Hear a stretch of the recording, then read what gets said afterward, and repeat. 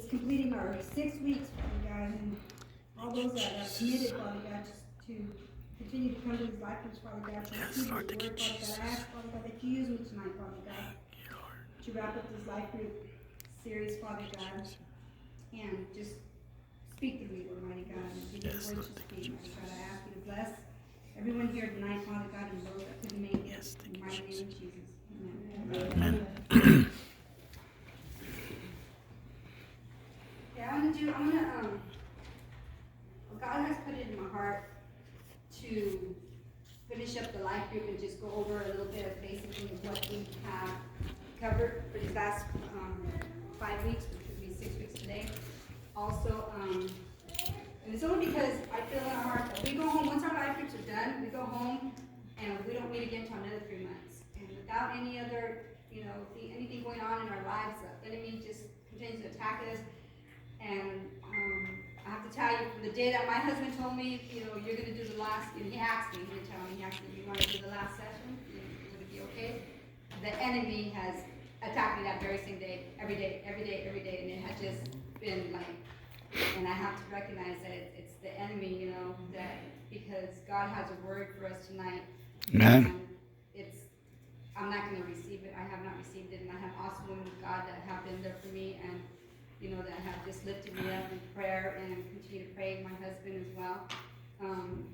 But it was hard. These last couple of weeks were really, really hard, and thanks to God, we're here tonight to see what He has to close up this last session. It's good things. In lesson 1, it was I am seeing clearly with the example of Polaroid glasses. God's goodness, His favor has been waiting for us to see it. God's extravagant goodness. The prodigal son, Luke 15:20-22. It tells us, that we see things as we want to see them. We have a blockage there. It's there. We don't receive it. God's grace, God's mercy, His blessings, His favor. It's there until we see God when it's in our trials and our tribulations is when we want Him. Okay, God, what's going on right now? We don't recognize Him. We don't recognize that He's there, but we know He's there. Know in our heart that He is there. And even babies in Christ, and us a little bit more mature. I'm not saying that I am mature in Christ, but we're always learning new things, and we're always, seeking God and knowing. No, we know that He's there. And I know that He's there. I've been here coming to the life for almost 4 or 5 years already. 5 years? 7. 5 years. Oh, wow. But I feel, that even like through these last couple of weeks to get to where I'm at today, I mean, I know God had His hand upon me, and everything is going to be okay. But it's just being in the flesh, just and seeing things, things going on with our kids, things going on with my mother. My mother was in the hospital. Thanks to God, she's here today. My mother-in-law, just things that are going on in our home. But we know that God has a hand on it. So we just have to continue to trust and know that, God's there. And it's just His goodness. He's always good. Amen. And then in session 2 is no more turning. God's favor. The nature of God's favor is always given as an act of grace and kindness by a God who has the desire and ability to give it. A covenant. Jeremiah 32:40. Our challenge is not gaining God's approval, but rather accepting God's approval. It's no more turning. God has sent His Son Jesus and made a new covenant. God will never turn away from us. He's always there, no matter when we're not faithful. He's always faithful. He's always there. But the nature of God's favor is promise-based and not performance-based. It's not what we do for God. It's a promise. Whether we're good, whether we're bad, whether we're faithful or not faithful, God is always faithful. He's always there. And then, lesson 3, the best year ever. Jesus' mission is to set in motion the favor of God on all who would believe in Him. Apart from providing salvation, deliverance, healings, etc., all was exclusive in His mission. To proclaim the year of His favor is the best year ever, the year of the Jubilee, His favor. Jesus' proclamation did not refer to a particular calendar year. It was a new season, a new covenant based on better promises for men, for me, for you, for all of us. A never-ending commitment of God's favor to all mankind. God's favor is not based on performance, but on his promise. If we fail, his favor is still available. It's still there. God is always there for us. God's favor is forever. It's the best year ever. Thinking that he is mad at you or that you made a mistake, it doesn't matter. He's still there. Faith is of the heart. God's favor is the year. So this year, it's almost over. But we still have a couple more months and God's favor is there. Just receive it. Receive it in your heart until you know it's there, until you see it, until you recognize, who God is in you and who you are in God and in Christ. And just, continue to seek him. He's there. He's not going anywhere. We walk away from him. We slip. We fall. We get angry. We do this. We do that. We do all kinds of stuff. But God's a forgiving God, and he's always there for us. Number 4, lesson 4, establishing grace. All of us have daily needs and wants. Do you realize that sometimes when you want, do you realize that sometimes what you want might not be what you need? We must thank God because he knows exactly what we need and is always faithful to provide. As in Philippians 4:19, and my God will liberally supply, fill to the fullest your every need according to his riches and glory, Christ Jesus. So his favor is there. Like I said, he's faithful. It's exactly what God wants for us. Not what we want, but what we need. Number 5, lesson 5 is what about Mondays? Remembering that Sunday's favor doesn't stop with Monday challenges. Today's a Monday challenge. To get here today, oh my gosh.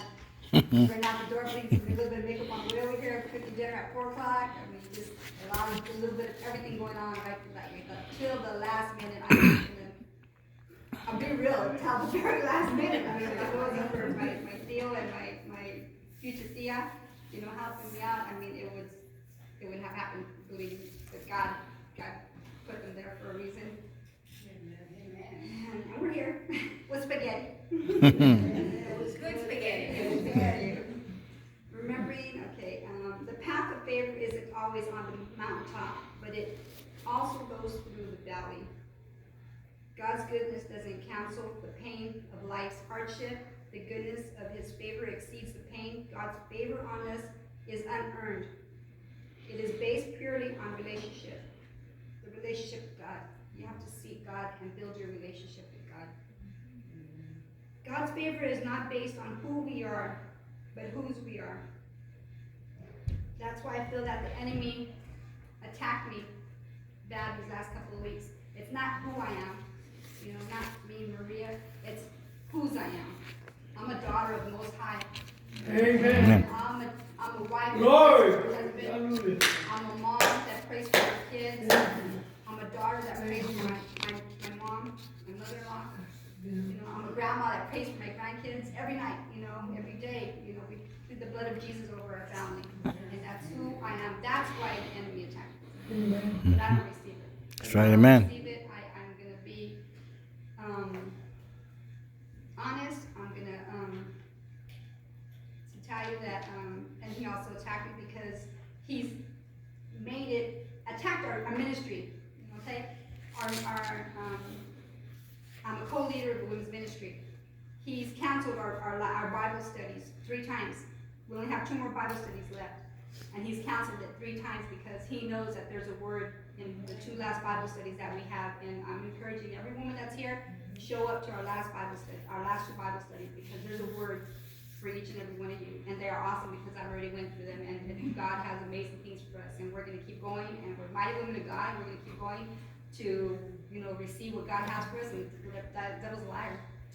Amen. And he's also canceled our leadership, our women's ministry leadership Bible study that we do monthly, that was canceled, so we were, he's separating, he's dividing, he can't attack us individually, I mean, as a group, he can't attack us as a group, as we're always there for one another. He's attacking each and every one of us, each and every one of our women's leaders. It's crazy how the enemy works, but we're still there, we're still uplifting each other, and we're gonna pull through and receive what God has for us at the end. After life groups are over, Bible studies are back up again. We have 2 more women Bible studies, and it's gonna happen. And also our prayer. I have prayer every Tuesday. He's attacked that as well. There's only been the last 2 times, there's only been like 1 person showing up.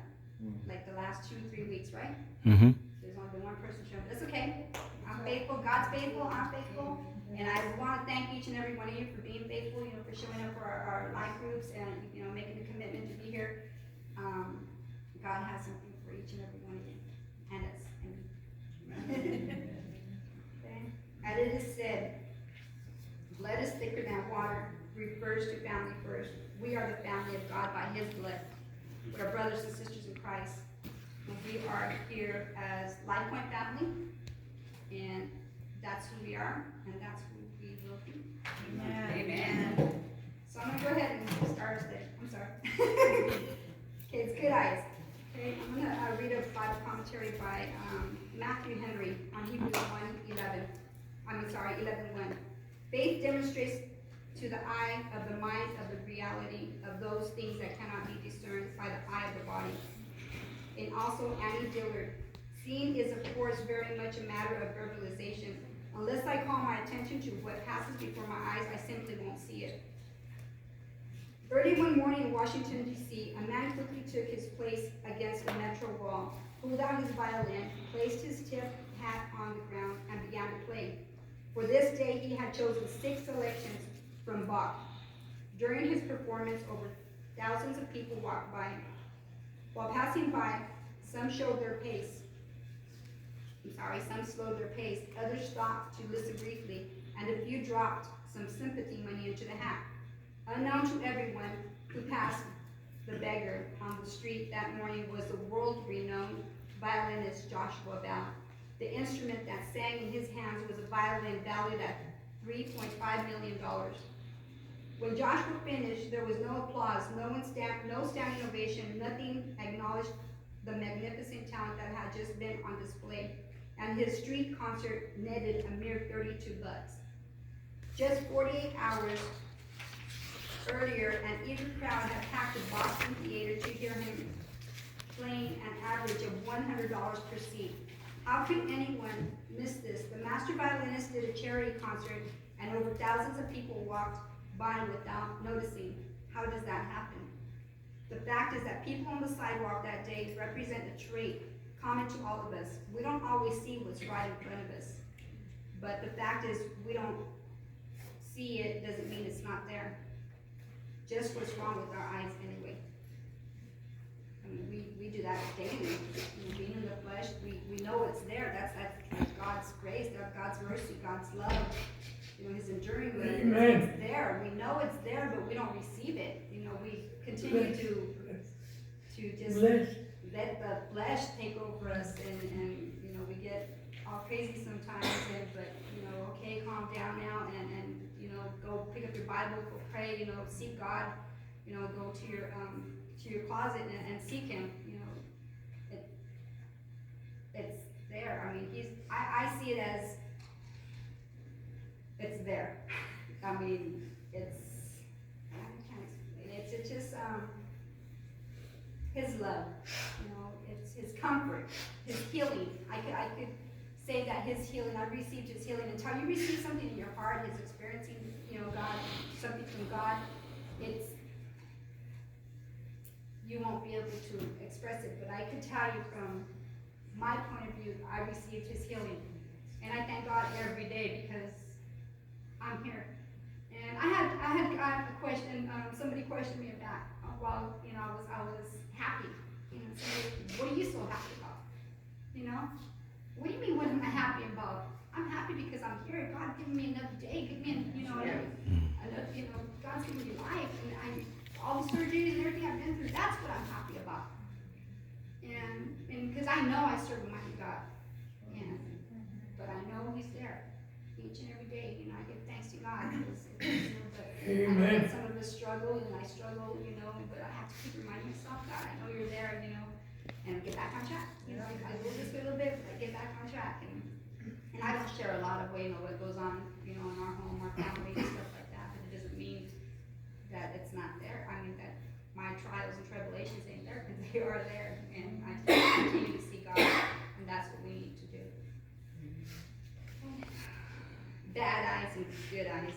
Jesus told us that the lamp of the body is the eye. Therefore, when your eye is good, your whole body is also full of light. But when your eye is bad, your body also is of darkness. Luke 24. My eyesight is not as poor as some people's, but when I have my glasses on, I can read a lot more ease and catch details that others' wise I might miss. Just as people go to the eye doctor to get glasses or have surgery to give them better eyesight, we're not stuck in the current life paradigm. We chose a better one. The word Paradigm. Paradigm comes from the Greek and is a general sense of reference to set pattern or way to see the world, not in terms of our physical eyes, but in terms of our assumptions, beliefs, and overall perspective. It's what we might call our mind's eyes. This is what Jesus was referring to as He explained the eye as the lamp of the body. He was saying that the eye can be good or the eye can be bad, and the condition of our eyes affects as we see and don't see, experience, or miss out on. If our eyes are good, it's like turning a lamp inside of us. We brighten up our spirits because we're living with a greater awareness of God's goodness and blessings in our lives. How our mind interrupts what we see. That's what I feel every Sunday. You know, I come to church, I see somebody welcome me, you know, others, you know, as the greeters with a smile on their face. If you see that goodness in somebody, you're gonna feel good. You know, but if you see somebody like just like wrong with that person, it right off right there, it kicks your mood, you know, and that's why we make sure that our greeters are on point, you know, welcoming everybody in the church and, you know, showing the love, God's love, not who we are, but who we are in Christ again. And that's the way I love to come to church in good spirits and ready to receive God's word with smiles on our faces and from everybody. The opposite is true about bad eyes. They miss seeing the good. They may or not take in darkness, but they definitely don't take in light. What they don't see is what they are incapable of seeing, but typically what they are not trained to see. In a similar way, the only thing that's different between a negative person and a positive person is what they see. Two people can grow up in the same home with similar life experiences, and one will become negative about life, and the other one will be positive. Even though they have been surrounded by the same environment and have the same patterns, what they see and the way they see it is different.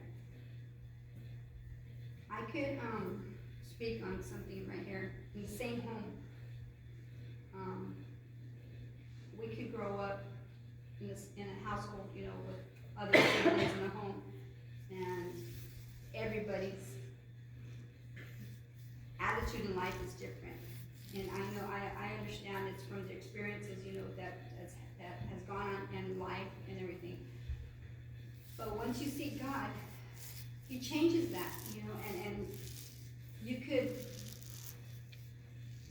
love God for Him putting that love in you, and you know, you have to forgive, and you know, you don't forget, but you have to forgive, you know, the past to move forward, and that will move you to a better place in your life, to not be angry all the time or negative, or not to live life so mad, you know, or is that what it's called? Mad, I guess, I don't know. But it's living in a household with other siblings, and you know, just continuing to, you know, be angry all the time and cannot move forward, but you know who God is. I'm speaking on my brother. Okay, every day he's angry. He's very angry. He's a very angry person, and he tries to be happy, but he gets the littlest things bother him. Littlest things, and I pray for him. My husband prays for him, my mother prays for him, we pray for him every day, and we know, we trust and we believe that God is going to put it in his heart to receive him to the fullest, and he knows who God is. He's come to church, he was here yesterday, I'm so happy for him, and God has shown him blessings, he's given him a home, he's given him, a car, he's given him a baby, and, but he's not married, but he's raising his son, and he just recently getting back on track, and he's gotten a job just the day before yesterday with the city of Fresno. So I told him, you continue to see God, get back on the right track, and return into it, seek him, and know that you can receive God's blessings and favor. Negative people are not bad, because pessimistic people are not ignorant. In fact, oftentimes negativity is a trait of people who are highly informed of what they call reality. When passing along perspective, they will tell you, I am not being negative, I'm just being real. And they are being real in what they are aware of and educated in, which is a life of hard. Life is hard, reality. They have taken pages and notes of the data and support the facts that life is not a gravy train. When people are deeply educated in the life is hard reality, but undereducated in the God is good reality, they lean toward the unfavorable possibility versus seeing the possibility of something good. It's true. The reason these persons can get stuck in their negativity is that they have accepted that the life is hard, reality cancels out that God is good. So they continue to believe, oh, well, I've been through this and I've been through that, life is hard, and this happened to me and that happened to me, and you don't understand. No, once you see God, God is good. God will remove all that. Amen. He will give you can restore. He's a restorer. He can give you salvation, redemption. He will give you love, mercy, grace, everything. Once you see it, peace, comfort, He will give you everything. And God is good. But they want to keep, they know what's best. They want to keep it comfortable in that situation that they're in, or, but they don't receive who God is or seek Him. And the only time they seek Him is when something's going wrong. Mm-hmm. Why is this happening to me? I found that anyone, even people highly aware of the life is hard reality, will become authentically optimistic when they educate themselves in the God is good reality. You don't have to deny these realities associated with life being hard to see the realities associated with God being good. In this life, we will have tribulations. John 16:33. We're going to have tribulations and trials. It's not going to be easy. It's not going to be, because we're Christians and we're seeking God doesn't mean that everything's going to go away. We're going to have trials and tribulations, and God will get us through it. The commentator here, he has something on selective seeing. So he says that his wife Sheila will tell you that she's often amazed at what he doesn't see or what he doesn't notice, and he can walk right past something without realizing it. It could be that the trash bag in the kitchen that needs to be taken to the garbage, or the unmade bed, or the note that his wife had left right on the counter where he missed it. He always feels ridiculous when he doesn't see what seems to be impossible not to see. Not only that, but he also feels hard-pressed to explain to his wife that he not only intentionally misses what she wants him to see. When this happens, he finds himself explaining, appealing, maybe even borderline begging her to believe him. He's being honest. He's telling the truth. He really did not see it. Maybe this issue is genetic, he says. Maybe his mom used to tell how his dad did not see things right in front of him. A particular story happened when he was about 3 years old, when his mom told his dad. His mom and his dad were shopping separately in a large shopping center. His dad came up to his mom, and when he realized he wasn't with her, with a worried look, he asked, "Where's Kevin?" She burst out laughing so hard that she couldn't answer him, which only upset her husband because he fell asleep. Kevin fell asleep when he was carrying him.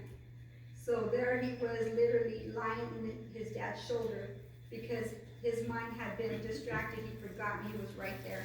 That happens to me all the time. The other day we were going to the movies, My son was driving, my husband was in the front seat, I was in the back seat, I was on the phone. I don't know if you guys remember Baby Abel, the baby I used to have. I was on the phone talking to him, he was talking, I was like caught up in my conversation, he was telling me hi, he was watching movies, and I was talking, I'm like, we're getting to the movie theater, we're watching movies, I'm like, oh my God, I left my phone at home. And I'm looking all over the place, I'm like, oh my God. And I see Ray on his phone in the front seat, and I'm like, babe, are you texting me? Because I see little hearts he's texting somebody on the hearts, like, are you texting me? What are you texting? And he goes, I'm texting, I forgot who you were texting, it was one of the kids or something. I go, babe, I left my phone at home. And my cousin's on the other line laughing away. And I'm like, oh my God, I go, cousin. Cousin, I left my phone at home. And she goes, cousin. I'm like, oh. I look at her, I'm like, oh my God, I felt so low. But I know it's there. I know I had it. I know it's and it's there. But I just know I had it. It happens to me all the time. All the time. Or you text somebody and you're waiting for them to answer.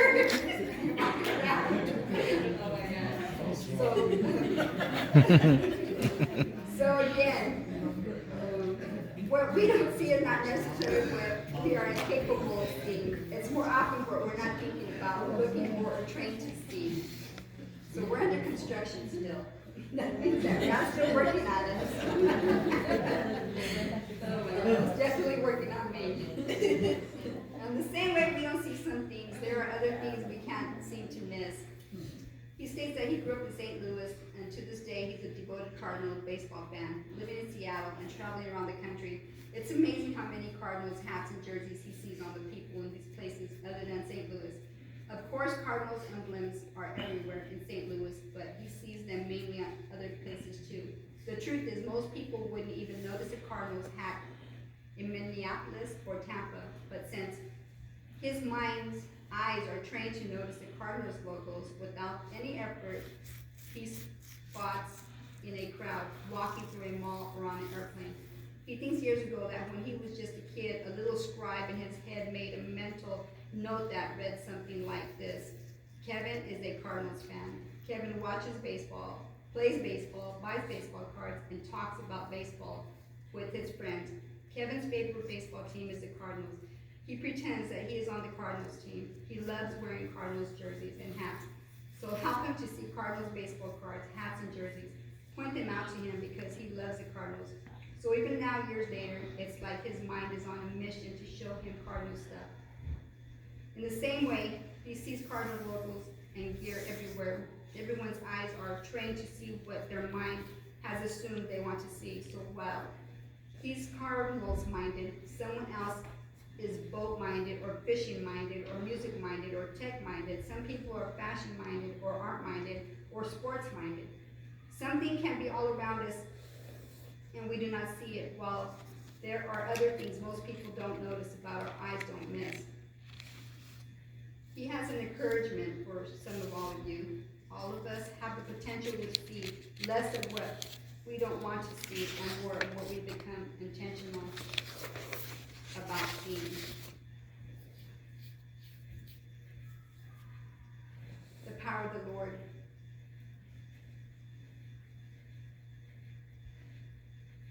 Hallelujah, thank you, Jesus. Was present to heal me.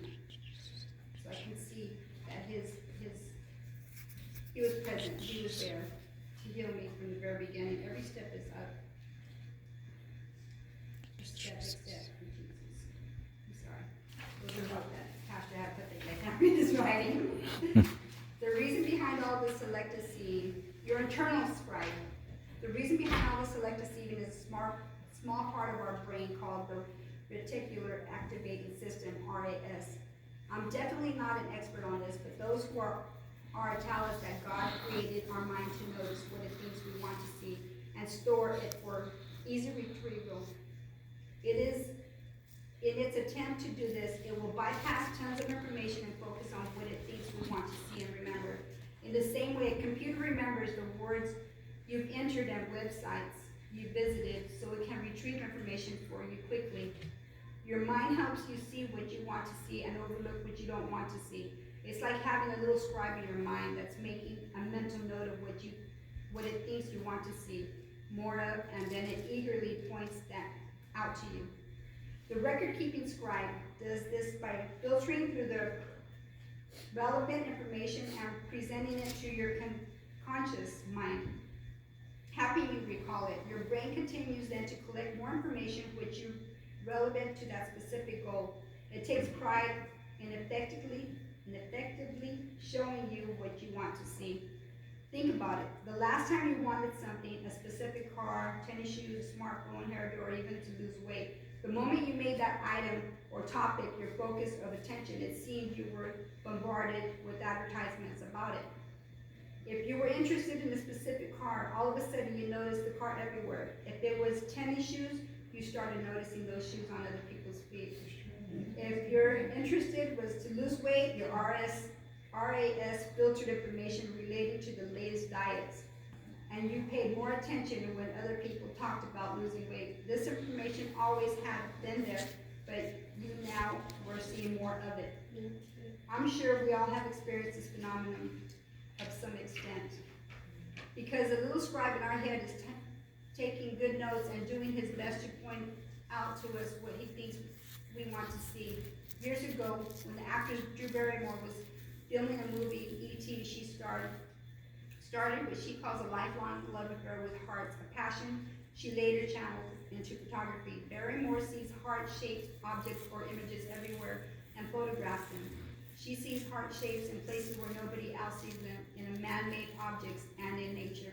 The little scribe in her mind has picked up the fact that Drew loves hearts. Drew wants to see hearts. The scribe works very hard every minute and every day to locate hearts that Barrymore can see and take pictures of. Eventually, Barrymore included the pictures in a book called Find It and Everything.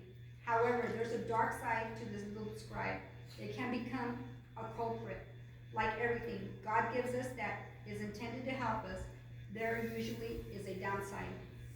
The little scribe can work against us by pointing out what it would be better to notice or pay attention to.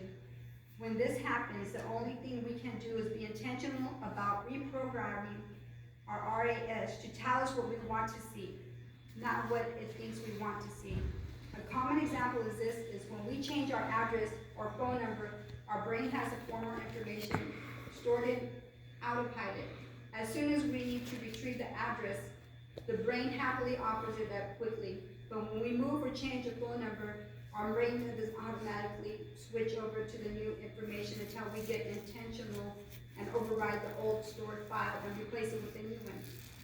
A few years ago, our family moved into a new address, and one day shortly after moving, I left the office and drove to where I used to live. I pulled into the driveway, got in my car, and walked all the way to the front door. I realized I didn't live